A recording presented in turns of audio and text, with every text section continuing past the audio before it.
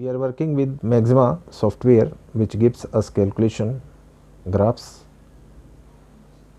and surfaces and many more. We are performing basics of this Maxima using some mathematical operations like addition, subtraction, multiplication and division, and performing how can we perform the addition basic operation of mathematics. So, let us take for example, we are giving here input, that is 3, and then input 5, 3 plus 5, and we have finished this command with semicolon followed by a return, and then we will obtain this result. This is mandatory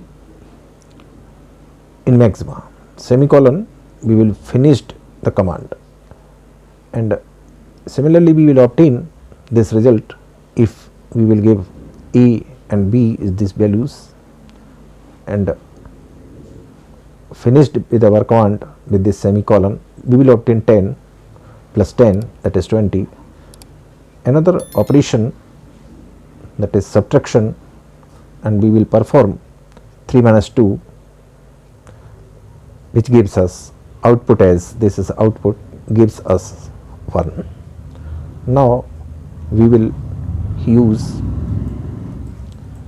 the multiplication, which is denoted by the symbol, and if we are taking here a and b, then a into b gives us 100, and these are some examples which we can perform by using this multiplication. And we will take division, and then if we take a upon b using this semicolon, then if we can finish our command with this semicolon, and if we take a and b 20 and b is 20, then 20 upon 20, which gives us 1. This is the output of a upon b. We can give any value to end b, and now we will take power, and power which is denoted by the symbol. For example, we will consider input as 2 to the power 4, which gives us the result 16. Similarly, 100 to the power 1 by 2 gives us result 10. Square root, we will take here square root denoted by sqrt in Maxima, and sqrt square root of 9 gives us output as 3. Factorial notation is generally denoted by the symbol. Factorial 3 gives us output as 6, and 5 factorial, we will read this one as 5 factorial. So, this gives us the result 120. Now, equations, we will use the equations, and we will write equations as a plus b minus c into d, and like that. The symbol pi, we will use this pi percentage symbol before pi, and we will write this float pi, and value of this one is gives us 1.5, 70, 79, 63, 26, 79, 48, 97.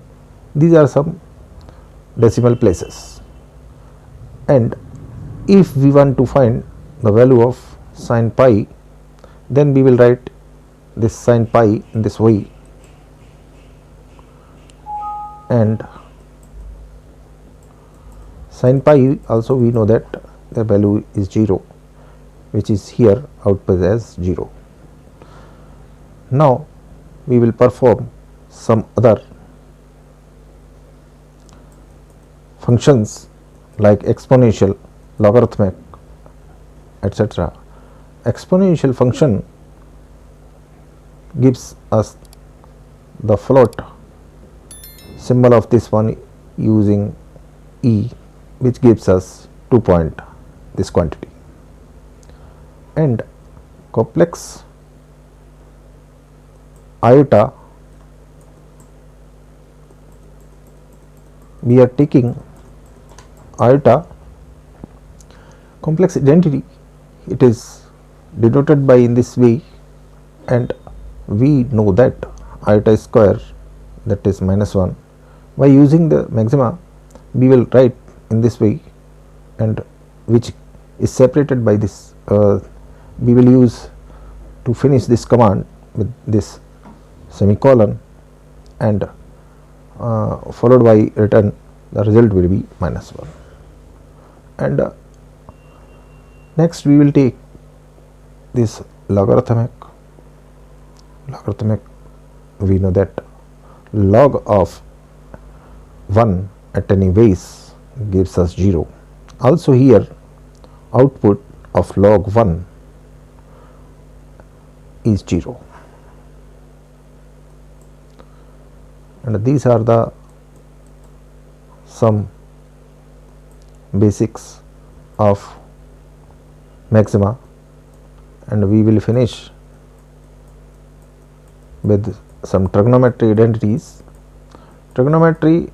In trigonometry we will use sin pi by 4 cos pi by 4 gives us result √2, and inverse we will write for inverse trigonometric identities a sin half, that is sin inverse half, and this is end with this semicolon and gives us the output which is pi by 6.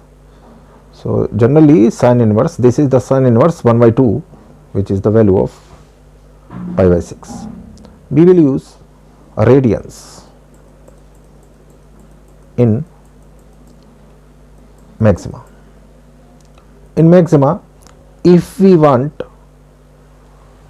to finish or remove all the windings, values, functions, arrays or previous rules, then we will use this command kill all. By this writing this command, we are taking